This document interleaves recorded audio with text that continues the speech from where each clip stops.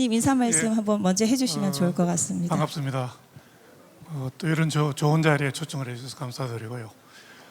저는 작년 8월까지 서울대학교에서 정신과 의사로서 계속 한 34년 근무를 했고요. 지금은 이제 한양대학으로 옮겼습니다. 저희가 몇 년 전에 템플스테이에 대한 과학적인 에비던스를 찾고자 한국불교문화사업단의 지원을 받아서 저희가 이 뇌 MRI와 여러 가지 호르몬 검사 또 이런 거를 실제 템플스테이를 하는 사람의 전후를 비교를 해서 저희가 아마 최초로 세계 최초로 논문을 한 4편 정도 실었습니다. 이 템플스테이라는 것이 지금 현재 이제 한국적인 아주 전통적인 수련의 방법, 일종의 제가 볼 때는 약간의 패키지 같은 느낌이 듭니다. 그 템플스테이가 과연 그냥 심리적인 현상인지, 우리가 아주 뭐 도시에서 살다가 산에 사찰에 가면은 기분이 좋잖아요. 공기도 맑고 나무도 많고. 그래서 그런 효과가 있는 건지, 아니면 실제로 템플스테이의 그 프로그램이 뇌에 과학적으로 어떤 영향을 미치고 있는지 하는 게 굉장히 궁금했던 일이었습니다. 그래서 이제 저희가 연구를 했고요. 사실은 지금 명상에 대한 과학적인 연구는 굉장히 많습니다. 2000년대 들어와서 이 동양의 아주 전통적인 심신수련 방법인 소위 메디테이션이라고 하죠. 명상.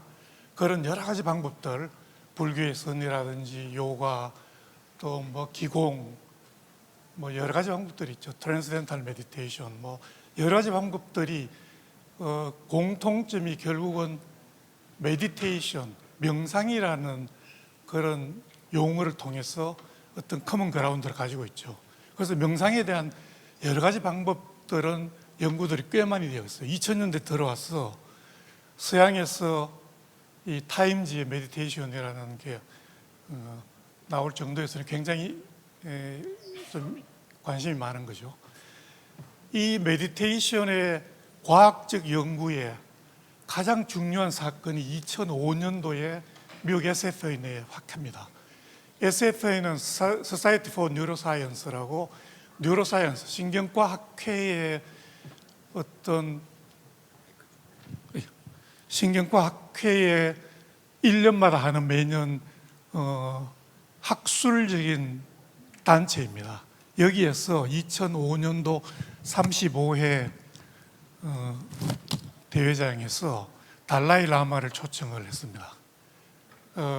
어떻게 보면 가장 과학적인 연구를 하는 뇌에 관해서 가장 과학적인 연구를 하는, 또 그 결과를 발표하는 전 세계적인 모임인 SFN에서 전혀 어떻게 보면은 과학적인 것과 거리가 있는 이 달라이 라마를 초청해서 특강을 시킨 거죠.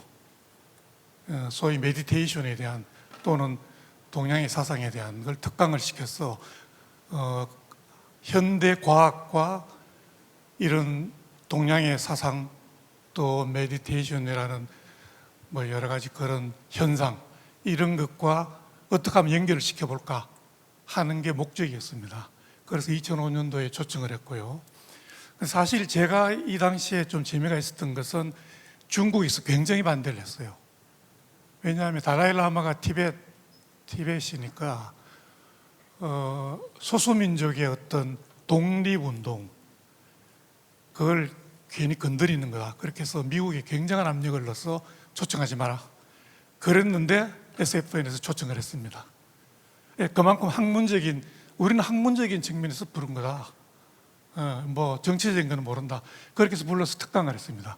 굉장한 이슈가 됐죠, 미국에서. 그래서 이때 달라이 라마가 이야기를 한 게 불교의 명상 수행 전통과 현대 과학이 서로 다른 역사적, 지적, 문화적 뿌리를 가지고 있지만 그들의 마음속에 철학적 관점이나 방법론은 서로 다를 것이 없다. 이런 이야기를 했습니다. 결국은 이 달라이 라마가 이야기한 것은 불교의 명상 수행의 여러 가지 그런 역사적인 어떤 히스토리컬한 측면에서나 과학의 어떤 방법론, 소위 말하는 과학적이라는 에비던스, 증거를 가지고 뭔가를 발견하고 이용하고 하는 것이 결국은 같은 거다, 같은 방법이다, 이런 이야기를 했습니다. 제가 이 발표를 한다고 미국 그 내셔널 라이브러리 오브 메디신, 의학 도서관이죠. 의학 관련 가장 큰 도서관이죠. 그 도서관에 이런 펍메드라는 서치 프로그램이 있습니다. 여기에 들어가면 모든 논문들이 다 나옵니다. 그래서 제가 메디테이션 브레인 MRI 이렇게 넣어보니까 2000년대부터 들어와서 지금까지 2025년까지 371편이 보고가 됐습니다. 물론 아주 정확한 건 아닙니다. 어쨌든 이 키워드에 걸리는 게 371편인데 보시면은 2000년대부터 한 편, 두 편 이렇게 하다가 쭉 2010년대 들어와서 상당히 올라갔습니다. 저게 보니까 한 30몇 편쯤 되고요. 올해 2025년이 32편이었고 2024년이 40편이 좀 넘었습니다. 그러니까 지금 현재 명상이라는 키워드를 가지고 과학적인 연구를 뇌연구를 하는 그 연구 논문이 1년에 약 한 3, 40편씩 나온다. 특히 미국의 유명한 센터들이 있죠. 티베트의 고승들을 실제로 불러서 연구를 하고 이런 뭐 굉장히 돈이 많이 들겠죠. 이제 그 정도로 지금 많이 연구를 하고 있는 것입니다. 현대인은 뇌는 번아웃 상태죠. 너무나 많은 자극에 의해서 혹사를 당하고 있습니다. 그래서 너무나 많은 자극이 들어오기 때문에 멀티태스킹을 해야 됩니다. 멀티태스킹을 하지 않으면 따라갈 수가 없습니다. 굉장히 문제죠. 디지털 기기가 굉장히 문제입니다. 하루 종일 휴대폰 가지고 게임하고 노는 학생들이 꽤 많죠. 지금 굉장히 문제입니다. 디지털 어딕션, 어딕션까지는 아니지만 뭐 저희도 휴대폰 계속 보고 있잖아요. 확인하고 굉장히 자극이 심한 거죠. 그런 게 감정 소비죠. 감정의 소비, 일종의 뭐 감정 노동이라고 그런 사람들은, 서비스하는 사람들은 그러는데, 감정이 고갈됩니다. 감정이 어떻게 뭐 자기의 어떤 컨트롤 하기가 어려운 정도로 힘든 상황이 되어 있습니다. 현대에는 이런 상황입니다. 그래서 명상이라는 것을 그래서 찾게 되는 거죠. 우리 뇌를 좀 쉬게 하자. 너무 힘들다. 번아웃 상태인 뇌를 좀 더 리프레시하자.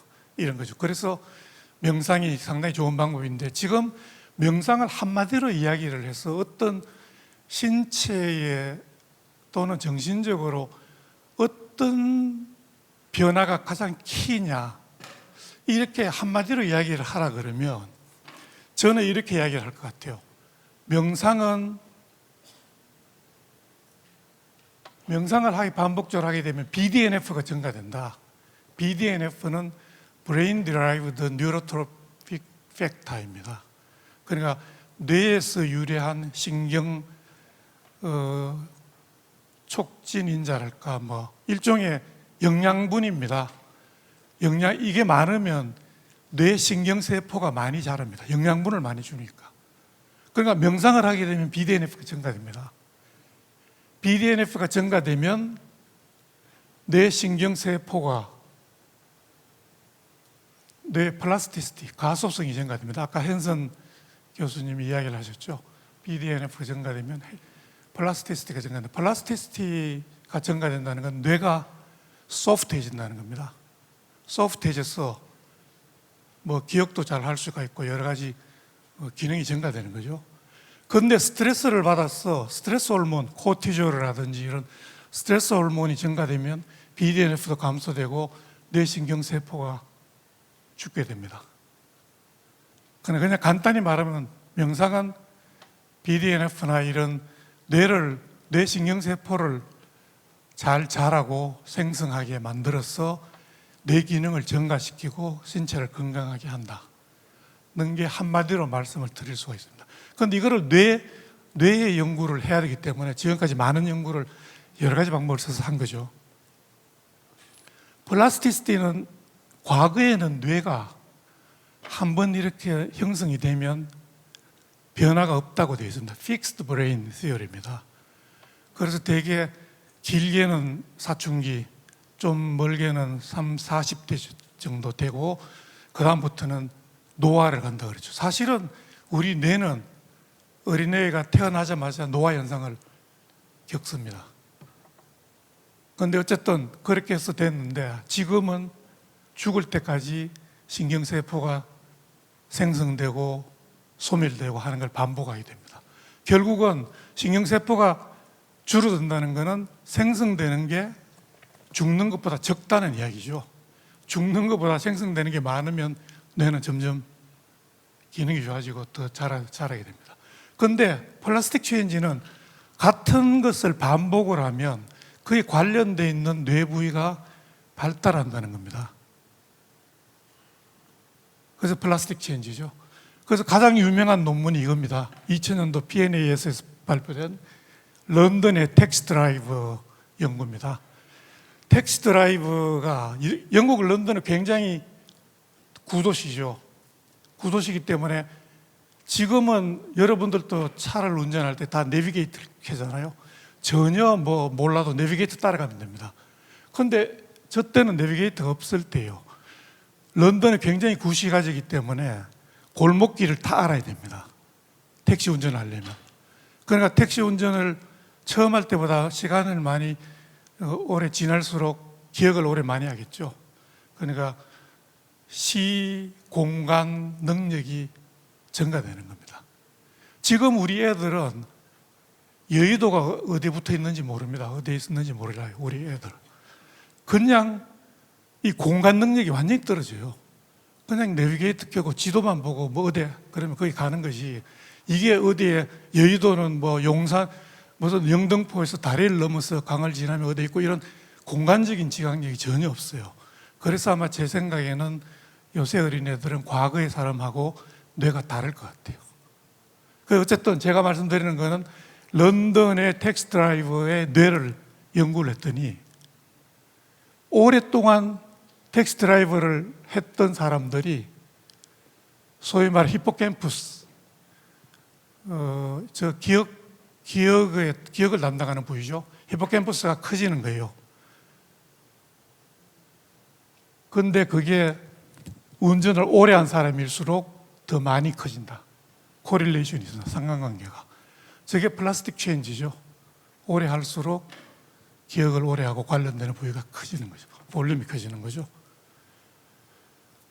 그래서 이거는 저희가 한 연구입니다. 처음에 명상을 했는데 이 왼쪽만 보시면 일반인과 명상 수행자의 스트레스 정도를 점수를 매기게 했는데 명상 수행자가 월등히 낮죠. 그 아래 걸 보면 도파민입니다. 신경전달 물질. 도파민은 여러 가지 의욕, 그 다음에 보상, 여러 가지 관련되는 거죠. 정신, 행동, 여러 가지 관련되는 거죠. 명상 수련자를 보니까 도파민 액티비티가 좀 더 증가되어 있어요. 조금 더 뇌가 활성화되어 있자 이렇게 볼 수가 있죠. 물론 한마디로 이야기하기는 어렵지만 이거는 그냥 넘어가겠습니다. 이거는 유전자 변이에 따른 거니까. 이것도 아까 henson 박사님 보여주신 건데 2005년도에 뇌피질의 두께를 처음으로 잰 논문입니다. 지금 MRI를 하면 여러분의 피질 두께를 잴 수가 있습니다. 몇 밀리미터. 그 피질 두께가 두꺼워지면 기능이 좋다는 이야기입니다. 치매로 갈수록 점점 얇아지고 위축이 되죠. 지금 여기 보시면 빨갛게 보이는 부위가 명상을 오래 한 사람이 더 두께가 두꺼워진 부위예요. 아까 제가 말씀드렸다시피. 그래서 여기 보시면 이 아래쪽에 두 개를 보시면 이게 이제 각각의 부위들인데 아까 제가 뇌퇴화를 이야기했는데 정상적으로 25세부터 되어 있는 것 같아요. 25세에서 50세까지인가 되어 있는데 정상적으로 나이가 들면 두께가 얇아지죠. 그게 노화 현상이에요. 그런데 여기에 지금 파란 걸 보면 빨간 거는 정상적인 거고 파란 거는 명상 수행자예요. 명상 수행자는 얇아지는 게 천천히 얇아집니다. 보이시죠? 그 명상이 뇌에 좋다는 거죠. 이 오른쪽은 요거는 시각 피질인데 우리가 볼 때 옥시피탈 로브의 시각 피질인데 여기 보시면 숨을 쉬는 횟수와 X축은 respiration rate입니다. breath rate. 이쪽은 thickness예요. 두께.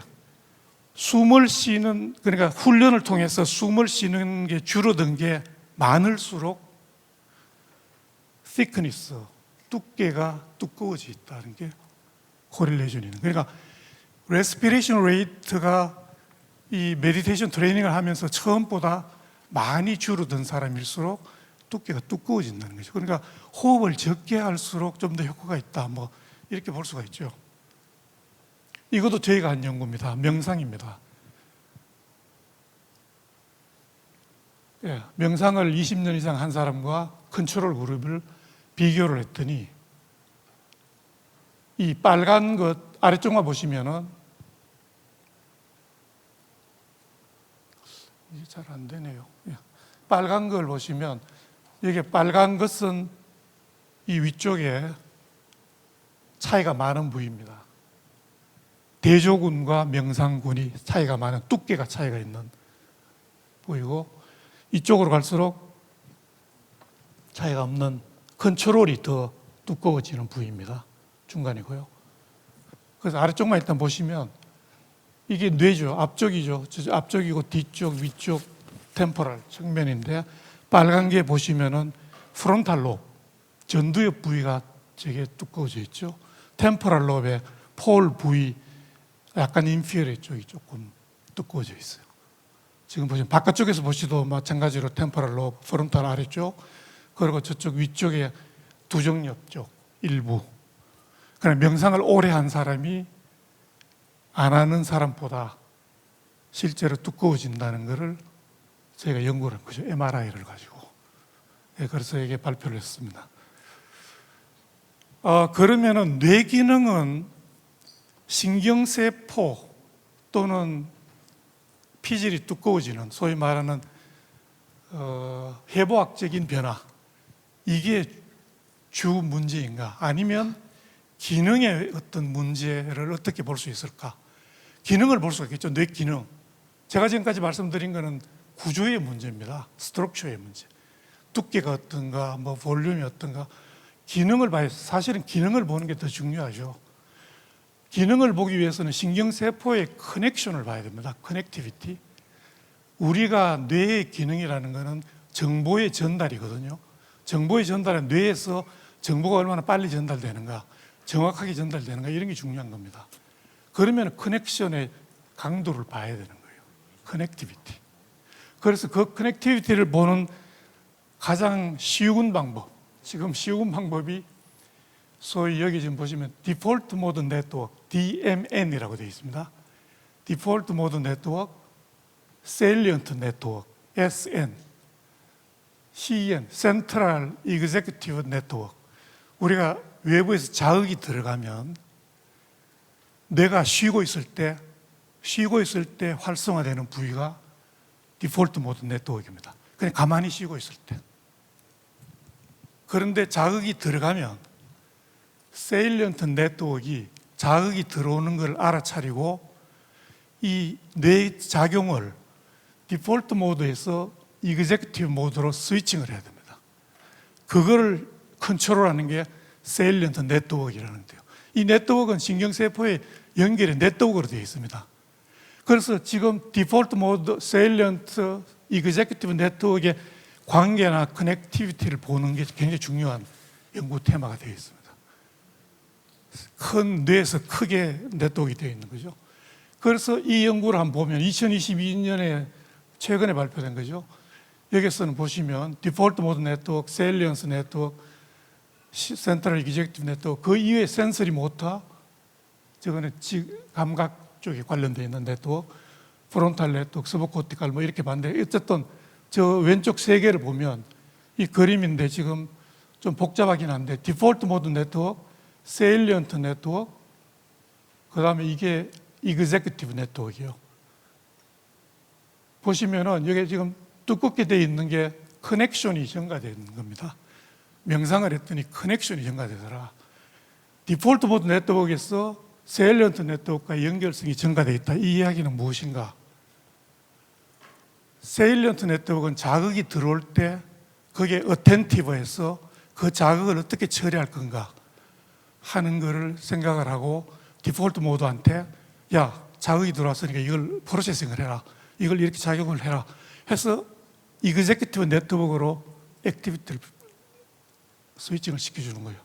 그 네트워크의 커넥티비티가 증가되어 있다는 거예요. 그만큼 어웨어, 어텐티브하고 어웨어 하는 게 증가되어 있다고 볼 수가 있죠. 그렇게 해석을 할 수가 있겠죠. 그만큼 어쨌든 명상이 뇌 연결성, 커넥티비티를 증가시키고 있습니다. 이 연구는 일종의 메타어널리시스입니다. 메타어널리시스는 여러분들 잘 아시겠지만 자기 연구를 그냥 하나 하는 게 아니고 이미 잘 되어 있는 연구를 전체를 가지고 보는 겁니다. 그래서 메타 연구가 가장 에비던스, 증거로서는 가장 히어라키에서 가장 높은 데 있습니다. 그래서 메타 연구가 굉장히 중요하죠. 메타 연구의 결과, 이 메타 연구라는 겁니다. 봤더니 지금 결론적으로 오른쪽만 보면 제일 오른쪽에 어텐션 컨트롤이라고 있죠. 어텐션 컨트롤 네트워크는 저기 보시면 영어로 되어 있는데 그냥 PCC 뒤쪽이 굉장히 중요한 부분입니다. 어쨌든 Posterior Cingulate Cortex라고 해서 PCC와 도조라테럴 프리프론탈 로브인 프론탈 롭과의 커넥션이 저게 파레탈 네트워크하고 디폴트 모드 네트워크가 증가되어 있습니다. 저게 이제 메타어널리시스의 결과입니다. 명상에. 이건 어텐션 컨트롤에 있다. 그러니까 어텐션을 컨트롤하는 힘이 증가된다. 이렇게 해석을 할 수 있겠죠. 왼쪽으로 가면 큐네우스라는 부위가 있습니다. 뒤쪽에. 그 부위와 앞쪽에 세일리언스 네트워크의 커넥티비티가 증가되어 있습니다. 세일리언스 네트워크는 아까 제가 말씀드린 대로 자극이 들어올 때 그 자극을 어웨어해야 되죠. 그래서 셀프 어웨어니스와 관련이 있을 거다. 이렇게 주장을 합니다. 그 다음에 이 제일 밑에 오른쪽에 보시면 ACC라고 되어 있죠. 로스트럴 엔테리어 싱귤레이트 전 회상 피질 뭐 이렇게 이야기를 합니다. 이게 한국말이 더 어려워요. 뇌는 번역을 하면 ACC하고 전두엽과의 커넥션은 증가되어 있고 아미그달라 편도체와는 커넥티비티가 떨어져 있어요. 여기는 관련하는 게 이모션 레귤레이션입니다. 감정의 레귤레이션. 그러니까 명상을 하면 감정의 어떤 그 감정 오실레이션이랄까 뭐 이런 게 좀 줄어들 수도 있고 조금 더 본인이 컨트롤할 수 있다는 이야기가 되겠죠. 왼쪽에 보시면 세일리언스 네트워크인 여기에는 인슐라죠. 인슐라라는 부위가 있어요. 인슐라는 조금 어려운 부위입니다. 우리 몸의 어떤 움직임 이런 거를 좀 인지하는 그런 부위입니다. 그것과 ACC와의 커넥티비티가 증가되는데 여기는 페인 릴리프, 통증을 감소시키는 것과 관련이 있다. 그런데 결론적으로 말씀드리면 지금까지 한 명상 연구를 다 연구를 했더니 뇌의 커넥션, 네트워크를 봤더니 어텐션을 컨트롤하는 부위의 커넥션이 기능이 증가되어 있고 셀프 어웨어니스도 증가되어 있고 감정도 레귤레이션을 잘 할 수가 있고 통증도 감소시키는 네트워크들이 다 영향을 받는다. 이렇게 말씀드릴 수가 있겠습니다. 그래서 명상에 의한 뇌 변화는 구조적인 변화뿐만 아니고 기능적인 변화도 둘 다 오는 거다 하는 걸 말씀을 드리겠습니다. 제가 남은 시간은 템플스테이에 대한 연구를 이야기를 드리고 마치도록 하겠습니다. 명상은 지금 여러분들이 가장 잘 아시는 거죠. 집중, 관찰, 자극을 통해서 의식의 상태를 조절하는 그러니까 동양의 아주 오래된 심신 수행 방법이죠. 뭐 여러 가지 명상이 있고요. 그럼 템플 스테이라는 게 뭐냐? 템플 스테이는 템플에 스테이 하는 거겠죠? 네? 템플에 스테이 한다. 실제로 저게 템플과 스테이를 띄웠으면 보통 명사가 됩니다. 템플 스테이. 그냥 사찰에 스테이 하는 겁니다. 그 스테이만 하는 거라도 심신이 평온해지죠. 그렇죠? 그런데 저걸 붙이면은, 템플 스테이를 붙이면 지금 현재 템플 스테이 프로그램을 이야기를 하는 겁니다. 약간 고유명사 쪽으로 가는 거죠. 그래서 템플 스테이는 한국 불교 사찰에서 제공하는 체험 프로그램인데 지금은 종교적인 색채가 굉장히 탈색이 됐어요. 그냥 템플 스테이가 일반인들이 그거 불교에서 하는 거 아닌가? 그런데 그렇지 않고 단지 사찰에서 하는 것 뿐인데 다른 거는 굉장히 좀 종교적인 색채가 없어졌어. 실제로 많은 분들이 지금 하고 있죠. 그리고 사찰에서 생활하면서 명상, 참선, 예불 등등을 하고, 그러니까 이게 일종의 제가 아까 패키지라고 했죠. 명상은 조금 기술적인 측면을 이야기하는 걸로 보여지고, 템플 스테이는 명상을 포함하는 여러 가지 액티비티들의 패키지다. 그런데 그 패키지가 오래된 한국의 약간의 수행 방법 중에 하나다. 명상도 들어가 있고. 이렇게 보시면 될 것 같아요. 그래서 한국불교문화사업단에서 저희 연구팀에 의뢰가 왔습니다. 이 연구를 좀 해달라. 지금 템플스테이 갔다 온 사람이 그냥 기분이 좋아진다, 뭐 우울감이 좀 좋아졌다, 불안한 게 어떻다, 뭐가 어떻다, 이렇게 그냥 점수를 매겨서 하는 거는 당연히 좋아지는데, 이거는 자기가 하는 거잖아요. 객관성이 없어요. 주관적인. 그 객관적으로 정말 MRI나 뭐 객관적인 방법으로 뭔가를 증명할 수가 없는가 하는 거라서 몇 년 전에 이제 의뢰를 받았습니다. 그래서 저희가 지리산 대원사에서 템플스테이 프로그램을 한 3년간 수행을 했습니다. 그래서 대원사는 비구니만 계시는 절이죠. 그래서 저희가 굉장히 고생을 했습니다. 왜 고생을 했냐? 이게 보통 문제가 아닙니다. 다시는 이런 연구를 하고 싶지 않아요, 저는. 네, 왜냐하면, 그래서 저희가 이제 이 템플 스테이를 하려면 템플 스테이가 효과가 있다는 것을 컨트롤 그룹과 비교를 해야 되잖아요. 컨트롤 그룹을 어떻게 잡을 건가? 이게 굉장히 관건이에요. 그래서 처음에는 사람들이, 그래? 그러면은 저게 뭐 서울 시내 호텔에서 그냥 3박 4일 있는 그룹하고 템플 스테이 간 그룹하고 비교하자. 근데 호텔에 있는 사람과 산에 가는 사람이 산에 가는 것만 해도 기분이 좋아지죠. 그럼 그게 템플 스테이 프로그램의 효과인지 산에 가든 등산 가서 쉬고 오는 거에 효과인지를 알 수가 없잖아요. 알 수가 없어요. 그래서 저희가 자꾸 이제 그걸 했더니만 이 템플 스테이가 두 가지 타입이 있더라고요. 하나는 체험형입니다. 체험형. 프로그램에 직접 체험을 하는 겁니다. 몇 박 며칠. 하나는 휴식형입니다. 가서 그냥 쉬는 겁니다. 아무런 프로그램이 없어요. 단지 그 사찰에 가서 그냥 마음대로 쉬는 겁니다. 그러면 사찰에 가서 쉬는 것에 대한 효과는 캔슬아웃 시킬 수가 있는 거예요. 단지 프로그램을 돌린 이 프로그램의 효과만 뽑아낼 수가 있는 거죠. 그렇겠죠? 똑같은데, 두 그룹이 다 똑같은데 한쪽 그룹은 프로그램을 돌리고 한쪽 그룹은 그냥 사찰에서 쉬는 거예요. 그래서 이 두 그룹을 비교를 하기로 했어요. 그럴듯합니까? 대답이 없으신 거 보니까 별로 이해를 못 하시는 것 같네요. 그래서 처음에 시행 직후 심신치유 효과가 아무래도 체험형이 좀 더 높을 것 같다. 이게 템플 스테이를 연구를 하게 된 목적이니까 그럴 것 같다. 그 다음에 심신치유 효과가 지속될 것 같다. 뭐 그렇게 해서 했습니다. 저희가 서울대학교 관악 캠퍼스 MRI가 있습니다. 거기에 가서 한 번 할 때마다 3명 내지 많게는 7, 8명을 한 그룹으로 합니다. 그러니까 이 체험형 44명, 휴식형 24명, 중도 탈락자 44명, 몇 명입니까? 거의 100여 명을 하는데 어떻게 해야 되죠? 버스 대절을 해서 관악에 가서 MRI를 찍고 저거 다 체크하고 혈액 뽑고 버스를 타고 지리산으로 갑니다.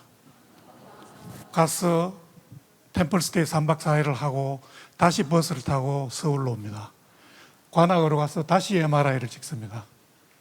다시 MRI를 찍고 자기 보고서 혈액을 뽑고 3박 4일 동안 바뀐 걸 비교를 하고 3개월 후에 자기 보고서만 체크를 합니다.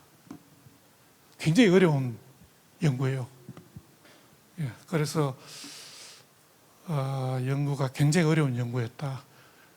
괜히 그냥 발을 담근 것 같다 이런 생각이 들었습니다. 그래서 3박 4일 프로그램을 대원사하고 만들었습니다. 제가 그래서 여기 보시면은 스님과의 대화, 명상일지, 뭐 여러 가지 좌선, 울력, 발효공량, 입선, 뭐 굉장히 많죠. 패키지 프로그램이. 이게 프로그램입니다. 1일차에 버스를 타고 가서 서울에서 지리산까지 가면 4시에 도착합니다. 오후 4시에 도착해서 스님하고 인사를 하고 오리엔테이션을 받고 저녁 공양을 하고 저녁 예불을 하고 쭉 자고 그 다음날 아침 4시에 깨어납니다.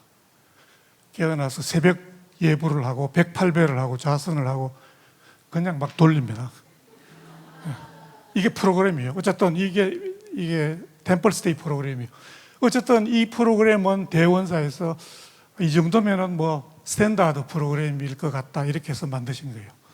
해서 마지막에 3박 4일 끝나고 귀향을 합니다. 집에는 못 가죠.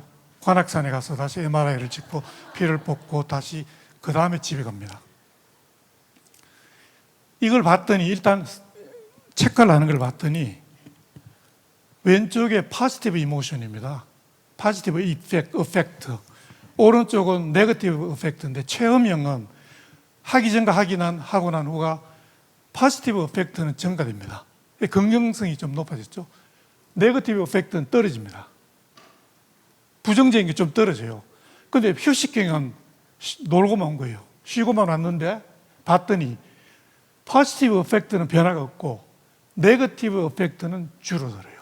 그러니까 산에 가서 쉬기만 해도 부정적인 생각이 많이 줄어드는 거예요. 와, 정말 너무 좋다. 내가 왜 서울에 그 회사 가가지고 별거 아닌 걸로 가지고 옆에 싸움을 하고 신경 쓰고 스트레스 받느냐. 아, 이거 별것 아닌데 부정적인 생각이 줄어드는 거예요. 아, 이제 뭐 그런 건 다 무시하고 살아야지. 긍정적인 생각이 된다는 거예요. 그런 것 같죠? 그럴듯하죠? 이게 정말 재미있습니다. 마음 챙김, 마인드풀니스와 리질리언스를 체크를 했는데 사전의 정도가 저 정도입니다. 이건 점수로 체크하는 겁니다.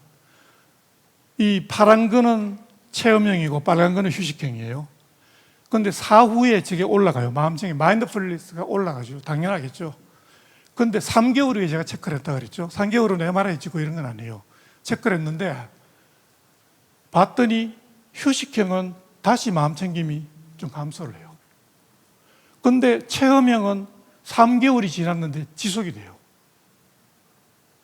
It's unbelievable. 회복 탄력성 역시 사전보다 사후에 증가됩니다. 두 그룹 다 증가됩니다. 리질리언스가 증가돼요. 그런데 약간 다르죠. 휴식형은 또 3개월에 떨어지고 체험형은 약간 지속이 됩니다. 여러분도 군대 가신 분 계시죠? 군대 가면 어떡합니까? 아침 새벽 6시에 일어나야 돼요. 완전군장하고 구보를 합니다. 하루 종일 훈련하고 뭐하고 저녁에 자죠. 똑같이 잡니다. 불 끄고. 굉장히 규칙적인 생활을 하게 돼요. 건강해지죠. 그래서 근무를 마치고 이제 군대 끝내고 집에 갑니다.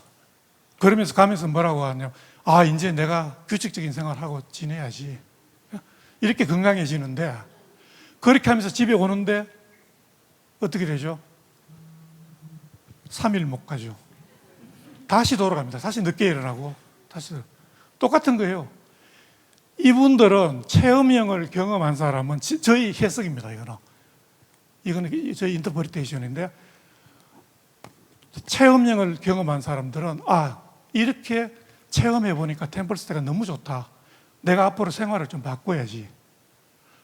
그런 이펙트이지 않을까 저는 그렇게 생각을 해요. 그렇지 않고 3박 4일 했는데 저게 3개월 그것만 해서 저렇게 유지가 될 건 있을 수가 없는 이야기죠. 그러면 왜 여러분들이 고민을 하고 왜 이런 세상에 고통이 있습니까? 이렇게 3박 4일만 해도 좋아지는데. 있을 수가 없는 이야기예요. 체험형이 결국은 체험을 해서 뭔가 바뀌어보자 하는 것 때문에 그렇다고 저는 생각을 합니다. 그래서 생활 습관이 바뀌든지 여러 가지 그렇지 않을까 생각을 합니다. 휴식형은 그냥 쉬고 있으니까 집에 가서 또 쉬는 거죠. 그러니까 또 게을러지는 거죠. 그래서 심리적, 인지적 수준에서는 두 그룹 다 모두 좋아진다. 그리고 이러한 효과가 체험형은 유지가 되는데 이것이 3박 4일의 고도의 명상 훈련이 장기적인 행동 심리학적 변화를 일으킨다. 저는 이렇게 해석을 했습니다.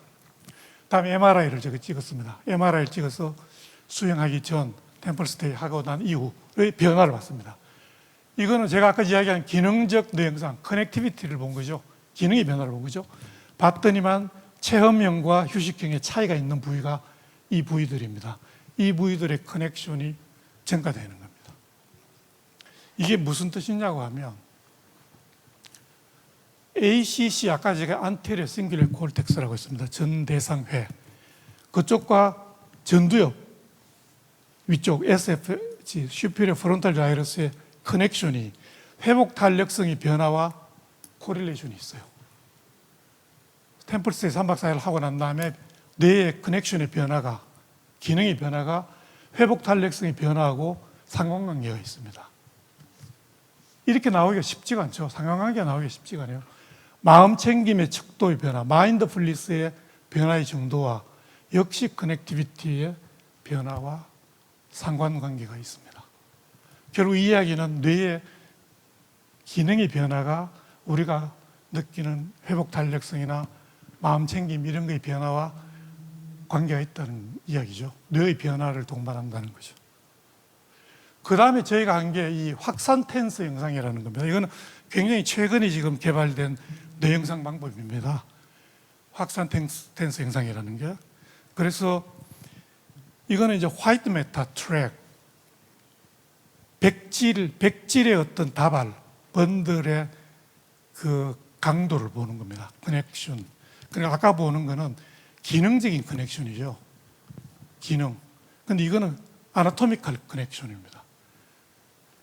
보시면 여기 지금 명상에서 비교적 많이 나타나는 이 앞쪽 부위, 지금 요 부위, 코프스 캘로섬 앞쪽 부위, 그 다음에 이 양쪽 뇌의 정보를 전달해서 퍼뜨리는 안테리어 코로나 레디에타의 이 디퓨전 텐스의 정도, 이 해부학적인 연결의 강도인 겁니다.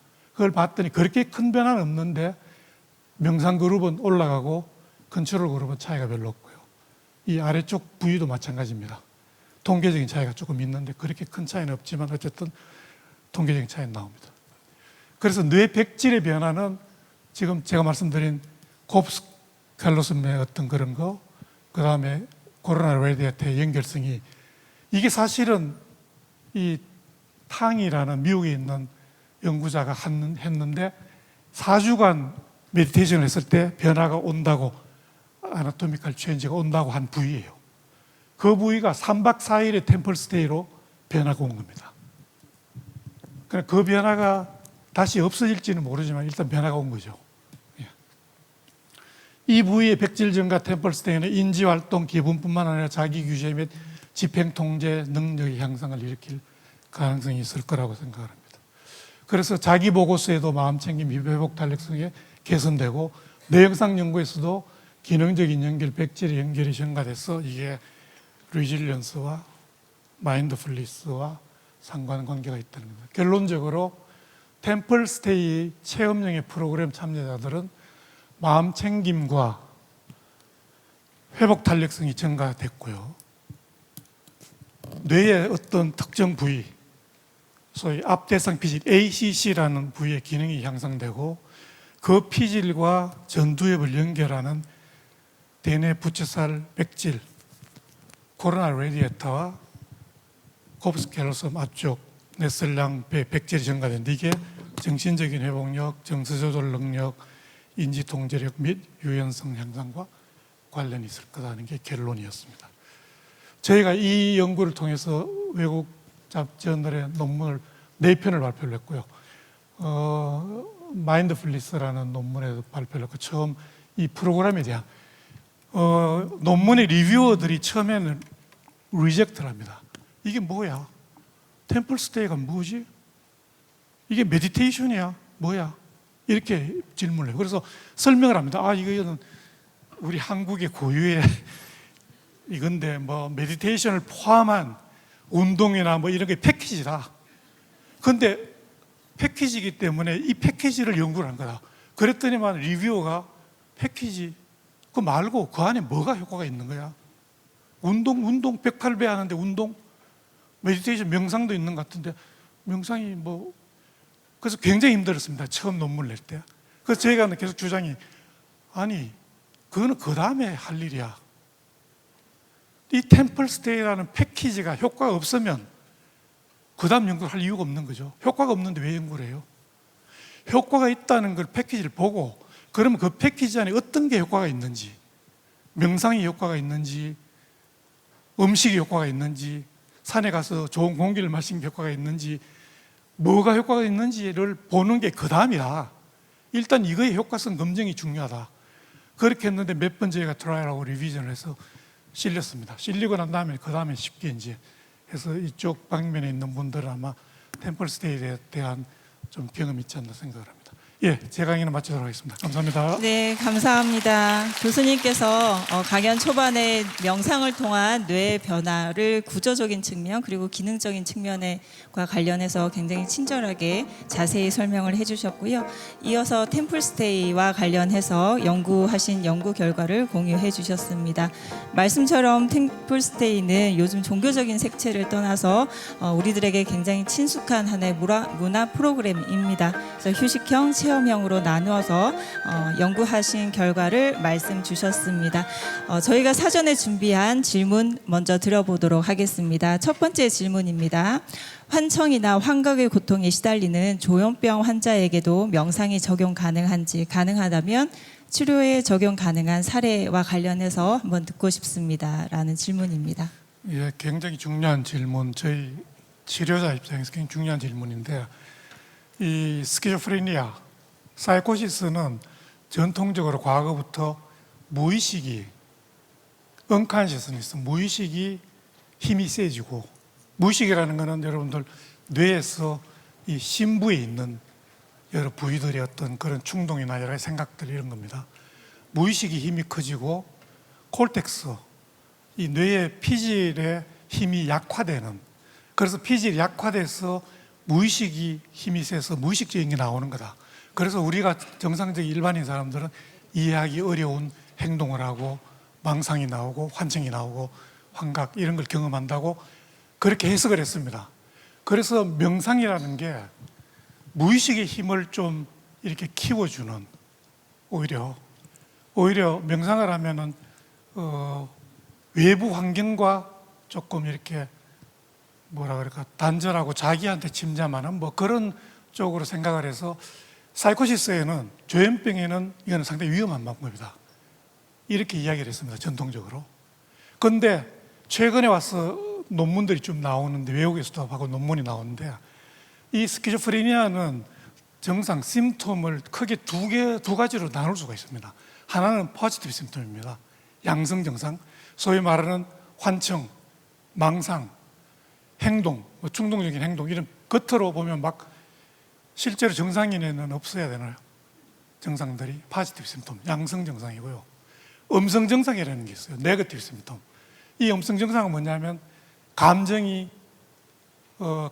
어떤 표현도 줄어들고, 감정을 느끼는 것도 줄어들고, 말도 별로 없고, 대인관계도 별로 없고, 음성 증상이 네거티브 심톰이에요. 네거티브 심톰은 그러니까 약간 메디테이션이라는 방법을 통해서 효과가 있다, 이렇게 나가. 포지티브 심톰은 오히려 효과가 없든지 악화되는 경우도 있다 하는 게 지금 현재의 잠정적인 결론입니다. 그래서 네거티브 심톰이 심한 만성 환자, 굉장히 좀 위드로울 돼 있다 그럴까? 이렇게 현실에서 도피해 있는 사람, 그런 사람들한테는 좀 적용해 볼 만하고, 그냥 아주 급성기 증상, 액티브 심텀이 있고 이런 데는 하면은 좀 좋지 않다. 그렇게 해서 앞으로 아마 프로그램이 개발될 수도 있을 것 같고요. 저희는 한 적은 없고요. 외국에서는 그런 그 논문들도 좀 나오고, 그리고 명상을 했더니 사이코시스 악화되더라 하는 논문들도 나오고 있습니다. 그래서 굉장히 어떤 그룹의 환자한테는 도움이 될 가능성이 있지 않나 생각이 듭니다. 예. 네, 감사합니다. 명상의 효과가 긍정적인 부분이 많이 알려져 있긴 하지만 또 한편으로는 조심스러운 부분도 있어서 잘 살펴서 적용해 봐야 될 것 같다라는 생각을 해보았습니다.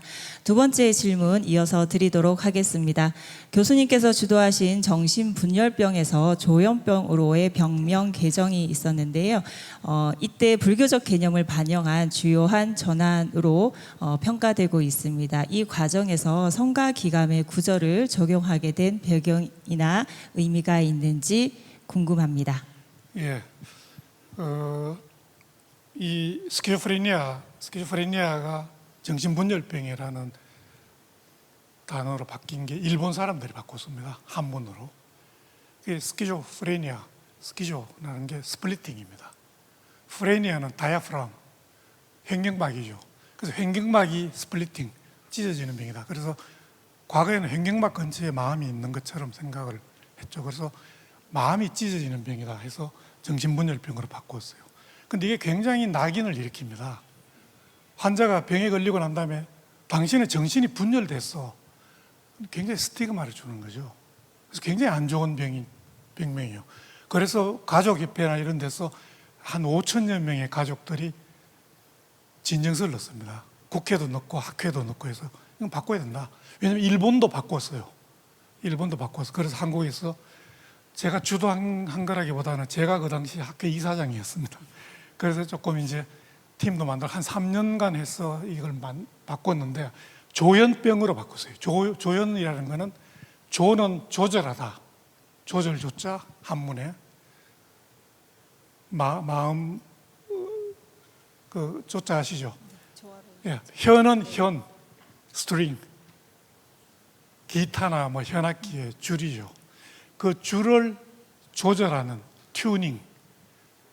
줄을 튜닝. 우리가 올바른 음을 내려면 튜닝을 해야 되잖아요. 이게 우리 뇌가 신경세포의 커넥션이 잘 되어 있어야지. 이게 잘못되어 있으면 소리가 엉뚱한 소리가 나는 거예요. 그런 거를 비유해서 이제 조현병으로 이제 바꾼 거죠. 그래서 이게 병명이 한번 바뀌면 국회도 통과해야 됩니다. 그래서 어쨌든 그런 과정에서 저희가 이제 위원회를 만들었습니다. 병명개정위원회를 만들었는데 그 중에 한 분이 국어국문학회 회장님이 들어오셨어요. 저희가 이제 사회사업가, 심리학자, 뭐 정신과 의사, 기자, 변호사 뭐 이런 굉장히 많은 사람들이 위원회로 들어와 있습니다. 그런데 그 중에 국어국문학자, 우리가 단어를 병명을 하면 그 병명에 대해서 잘 알아봐야 되니까 들어와서 같이 작업을 한 거예요. 그런데 이분이 책을 몇 권 사달라는 거예요. 내가 정신분열병에 대해서 좀 공부를 해봐야 되겠다. 그래서 책을 몇 권 사드렸습니다. 그래서 한 3, 4개월 공부를 하시더니만 어느 날 회의를 하는데 이런 말이 있다. 내가 알기로 휴정서산대사의 성가귀감이라는 데 보면 인간이 마음을 닦는데 모름지기 마음이 너무 느슨해도 안 되고 너무 긴장돼도 안 되고 긴장되면 조급하고 안절부절하죠. 느슨하면 늘어지는 거예요. 우리가 마음을 닦으면 적절한 마음의 어떤 긴장을 유지해야 된다 하는 걸로 조현긴완이라는 말을 사용을 했습니다. 조현긴완, 긴장, 타이트닝, 완은 루즈닝. 너무 타이트해도 안 되고 루즈해도 안 된다. 조현긴완. 이게 보니까 굉장히 정신분열병에 지금 현재 여러 가지 과학적인 연구나 이런 또는 과학적인 연구가 되기 전에 뇌에 되기 전에 실제로 정신분열병이 루즈닝 오브 어소시에이션이 가장 중요한 키 심텀이라고 이야기를 했어요. 어소시에이션의 루즈닝이다. 우리가 말을 할 때 서로 연결이 돼야 됩니다. 근데 이 어소시에이션이 안 되니까 옆으로 새는 거예요. 그러니까 심리적으로도 그렇고 뇌도 그렇고. 그래서 그 말을 해서 조현기난병 너무 길잖아요. 그래서 그러면 기난을 빼고 조현을 하자. 좀 이상하죠. 조현병. 그런데 지금 몇 년 지나고 지금 10년 지나서 12년 너무나 잘 바꾼 거예요. 그래서 앞으로 아마 이게 스티그마가 없어질 날이 올 것이라 생각합니다. 네, 감사합니다.